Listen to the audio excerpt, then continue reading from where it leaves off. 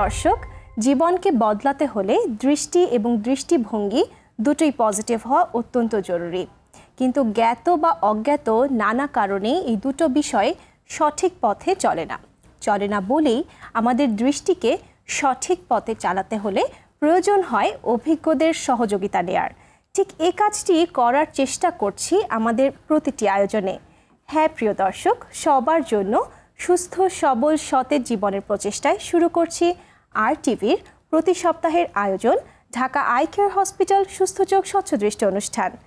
চোখ নিয়ে ধারাবাহিক আয়োজনে আমাদের আজকের আলোচনার বিষয় চোখের ল্যাসিকের আগে ও পরে করণীয়। আর এই আলোচনায় আমাদের সঙ্গে রয়েছেন প্রখ্যাত চক্ষুরোগ বিশেষজ্ঞ, চোখের ল্যাসিক, ফ্যাকো, গ্লোকোমা ও SMILE specialist, Dhaka eye care হসপিটালের senior consultant doctor Harun Rashid sir. Sir, আপনাকে স্বাগত জানাচ্ছি আমাদের আজকের পর্বে। কেমন আছেন স্যার?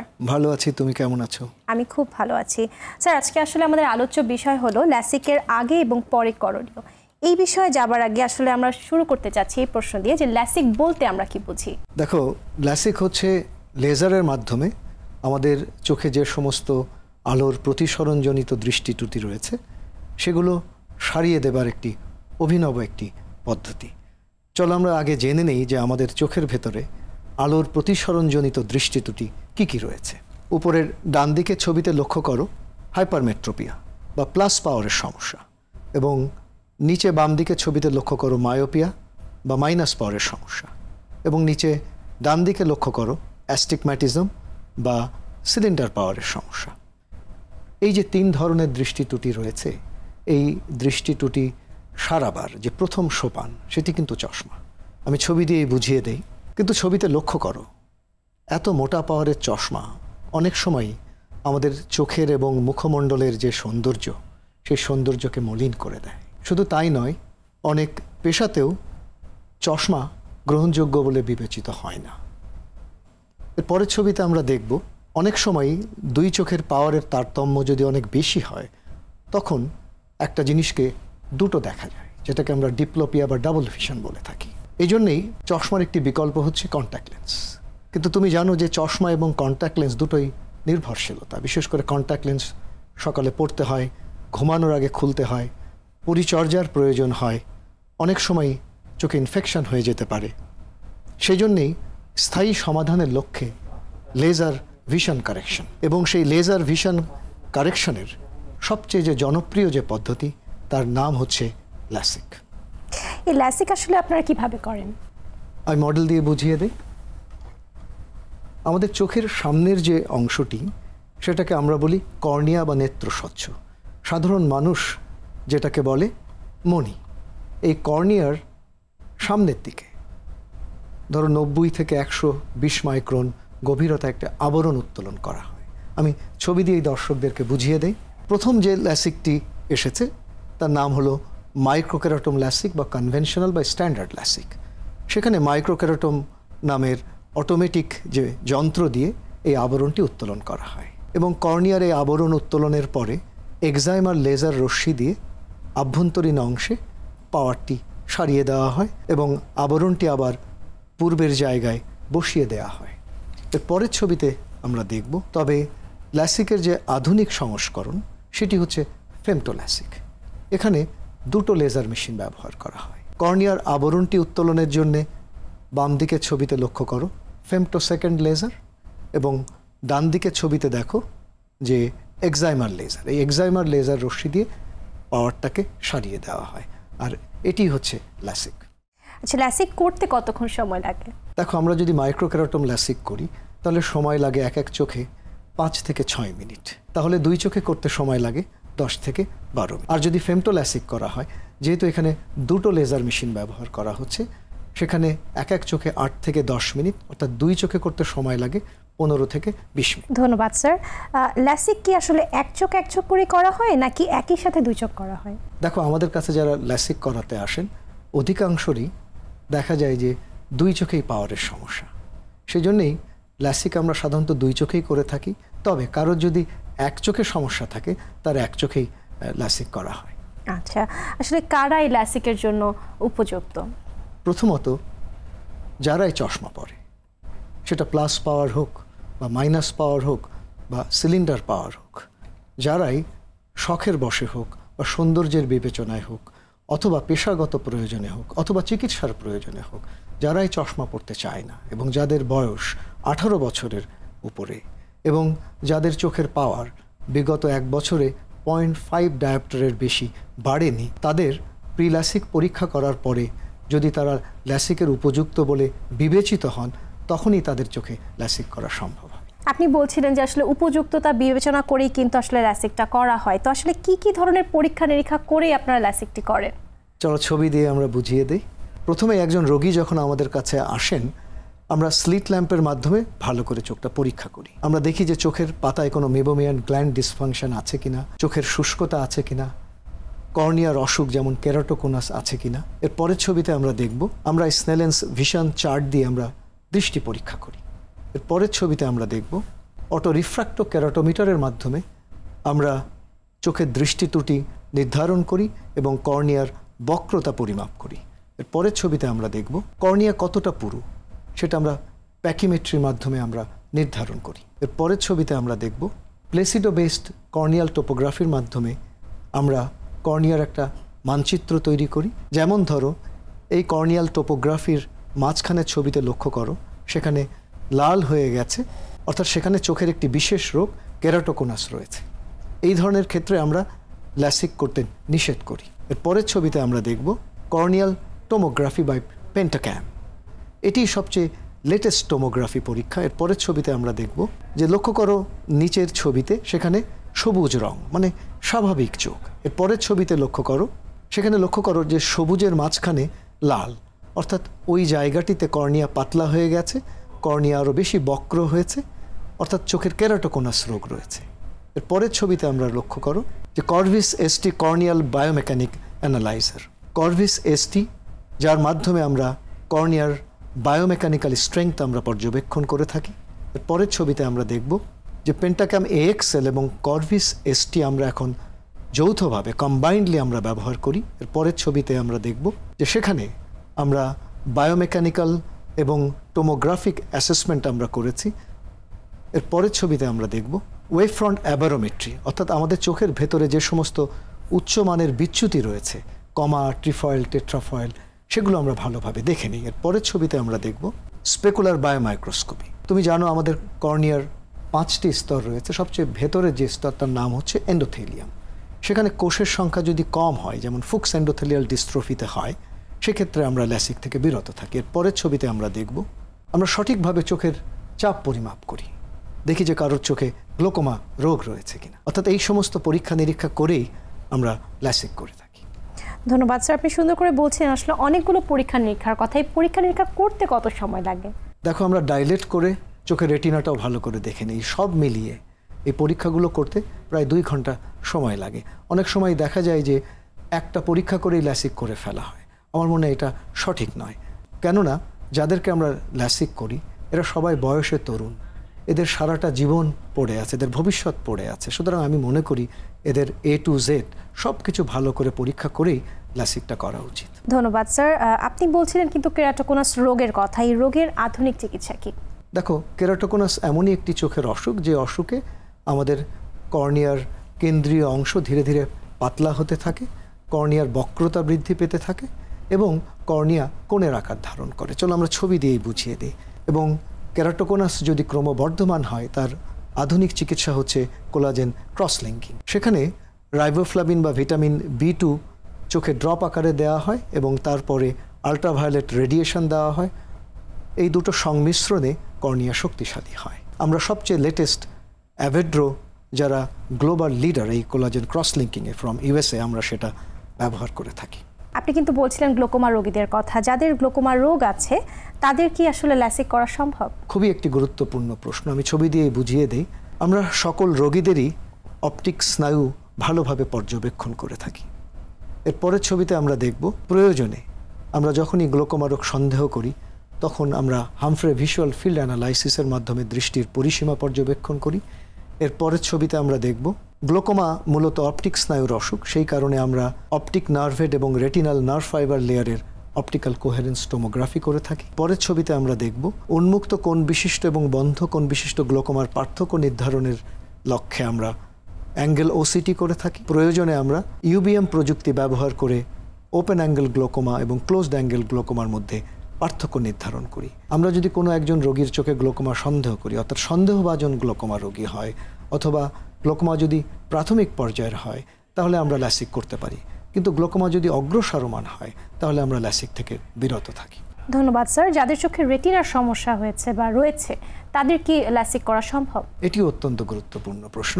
আমি ছবি দিয়েই বুঝিয়ে দিই। আমরা সবসময় ডাইলেট করে রেটিনা ভালো করে পরীক্ষা করে দেখি যে রেটিনার কোনো অসুখ আছে কিনা। যেমন ধরো ম্যাকুলার ডিস্ট্রফি বা রেটিনাইটিস পিগমেন্টোসা। এর পরের ছবিতে আমরা দেখব যে আমরা প্রয়োজনে ওসিটি পরীক্ষা করে আমরা দেখি যে রেটিনাতে কোনো ছিদ্র আছে কিনা, রেটিনাতে কোনো পানি জমেছে কিনা।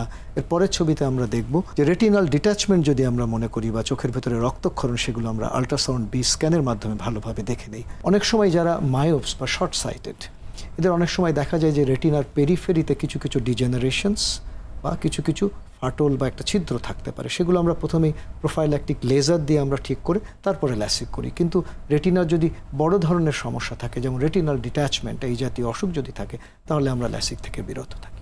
ধন্যবাদ স্যার। যারা কন্ট্যাক্ট লেন্স পরেন, ল্যাসিকের আগে তাদের প্রতি আপনার উপদেশ কি থাকবে? দেখো, যারা সফট কন্ট্যাক্ট লেন্স পরে তাদের প্রি ল্যাসিক এবং ল্যাসিকের অন্তত 1 সপ্তাহ আগে সফট কন্ট্যাক্ট লেন্স পরা বন্ধ রাখা উচিত। এবং যারা আরজিপি লেন্স পরে তাদের প্রি ল্যাসিক এবং ল্যাসিকের 3 সপ্তাহ আগে এই আরজিপি লেন্স পরা বন্ধ করা উচিত। যারা ঢাকার বাইরে থেকে আসবেন ল্যাসিক অপারেশনের জন্য, কতদিন আগে আসলে তারা ঢাকায় অবস্থান করবেন? এটি অত্যন্ত গুরুত্বপূর্ণ বিষয়, কারণ অনেক রোগীরাই ঢাকার বাইরে থেকে আসেন। আমার মনে হয় 3 দিন থাকলে হয়। যেমন প্রথম দিন প্রি ল্যাসিক করা হলো, পরের দিন ল্যাসিক করা হলো এবং ল্যাসিকের পরের দিন আরেকবার ফলো আপে আসতে হয়। তো আমার মনে হয় 3 দিন যদি তারা প্ল্যান করে, আমার মনে হয় সেটাই ভালো। ধন্যবাদ স্যার। আপনার কাছ থেকে অনেকগুলো গুরুত্বপূর্ণ তথ্য আজকে আমরা শুনছিলাম। আলোচনা করছি আজকে আমরা ল্যাসিকের আগে এবং পরে করণীয় বিষয়টি নিয়ে। তবে সময় হয়ে গেছে একটি ছোট্ট বিরতির, আমাদের সঙ্গেই থাকবেন। নিশ্চয়ই।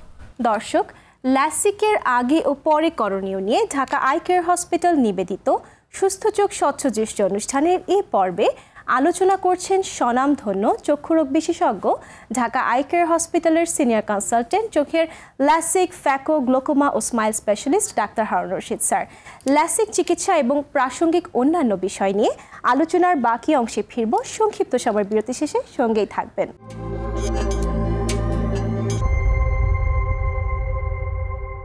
বিরতি শেষে ফিরে এলাম ঢাকা আই কেয়ার হসপিটাল নিবেদিত সুস্থ চোখ স্বচ্ছ দৃষ্টি অনুষ্ঠানে। ল্যাসিকের আগে ও পরে করণীয় নিয়ে আজকের আলোচনায় সঙ্গে রয়েছেন দীর্ঘদিনের সুপরিচিত ও অভিজ্ঞ চিকিৎসা ব্যক্তিত্ব, ঢাকা আই কেয়ার হসপিটালের সিনিয়র কনসালটেন্ট, চোখের ল্যাসিক, ফ্যাকো, গ্লোকোমা ও SMILE specialist doctor Harun Rashid sir. ফিরছি আলোচনায়। বিরতিতে যাবার আগে স্যার আপনি আসলে আলোচনা করছিলেন যে ল্যাসিকের আগে একজন রোগীকে কতদিন ঢাকায় অবস্থান করতে হবে এই বিষয়টি নিয়ে। এখন আমরা স্যার চলে যাব আসলে ল্যাসিক পুরনো দিনেও ছিল, বর্তমানেও আছে, এই দুটোর মধ্যে পার্থক্য কি? খুবই প্রাসঙ্গিক প্রশ্ন তুমি করেছো। আসলে পুরনো দিনের যে ল্যাসিক মেশিনগুলো ছিল সেগুলো অপেক্ষাকৃত কম শক্তি সম্পন্ন। যেমন ধরো 40 থেকে 50 হার্টস, এখন 250 থেকে 500 হার্টস। ফলে খুব দ্রুততম সময় আমরা পাওয়ারটা সারতে পারি। যেমন 1 পাওয়ার সারতে মাত্র সময় লাগে 1.4 সেকেন্ড। ধরো কারোর যদি 10 পাওয়ার সারতে হয় তাহলে সময় লাগে মাত্র 14 সেকেন্ড। আমি ছবি দিয়ে বুঝিয়ে দিই। পুরনো দিনের যে লেজার মেশিনগুলো ছিল সেগুলো ব্রড বিম লেজার, অর্থাৎ মোটা লেজার রশ্মি সরাসরি চোখের কর্নিয়ার উপরে আপতিত হতো। আর এখন আধুনিক সময়ে আমরা ফ্লাইং স্পট লেজার ব্যবহার করছি। সেখানে খুব চিকন লেজার রশ্মি 0.95 মাইক্রন লেজার রশ্মি ফ্লাই করে করে উড়ে উড়ে চোখের কর্নিয়ার উপরে আপতিত হয়।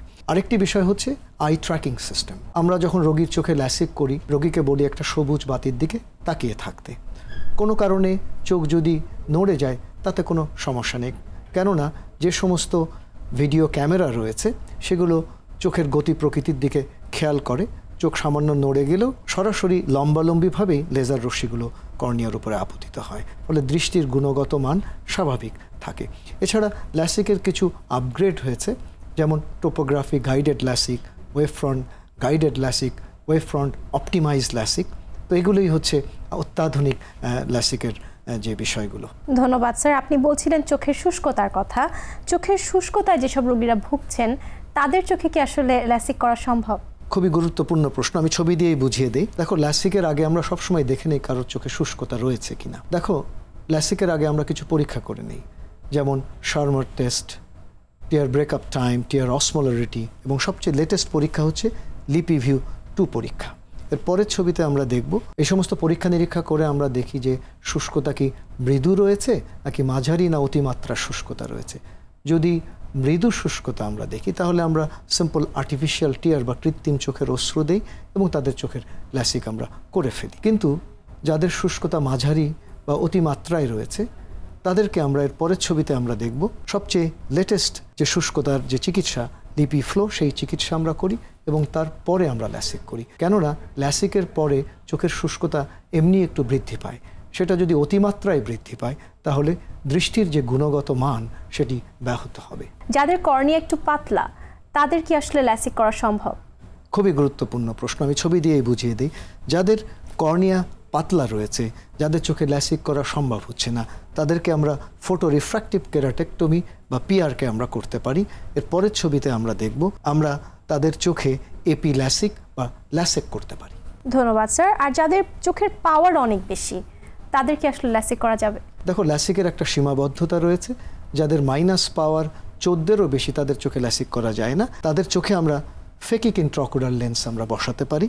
এই ক্ষেত্রে চোখের যে স্বচ্ছ প্রাকৃতিক লেন্স রয়েছে সেই লেন্সের সামনেই আরেকটি লেন্স বসিয়ে দেওয়া হয়। এই লেন্সটি বেশ পাতলা।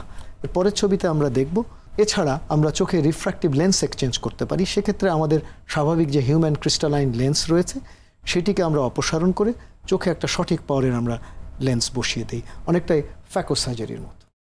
ধন্যবাদ স্যার। আর যাদের পাওয়ার সীমার মধ্যেই রয়েছে বা অল্প আছে তাদের সকলেরই কি ল্যাসিক করা সম্ভব?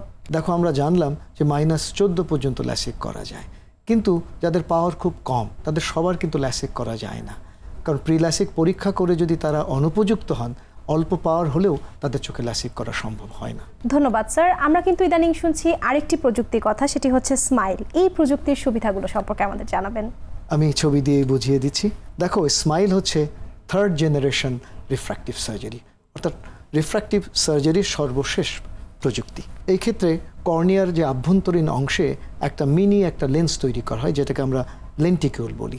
সেই লেন্টিকিউলকে আমরা 2 মিলিমিটার একটা ছোট্ট ছিদ্র দিয়ে বের করে নিয়ে আসি, আর এই জন্য এর নাম হলো স্মল ইনসিশন লেন্টিকিউল এক্সট্রাকশন। এখানে কিন্তু কর্নিয়ার কোনো ফ্ল্যাপ থাকে না, ফলে ফ্ল্যাপ সম্পর্কিত যে জটিলতাগুলো সেগুলো হওয়ার কোনো সম্ভাবনা নেই এবং এই সমস্ত রোগীদের চোখের শুষ্কতা এবং কর্নিয়ার যে শক্তি সেটা চমৎকার থাকে। ল্যাসিকের পর কেউ যদি কালার্ড কন্ট্যাক্ট লেন্স ইউজ করতে চায় তারা কি করবেন? হ্যাঁ, অনেকেই তো ফ্যাশন করে কন্ট্যাক্ট লেন্স পরতে চায়, খুব ভালো কথা, কিন্তু তাদের 3 মাস অপেক্ষা করা লাগবে। ধন্যবাদ স্যার।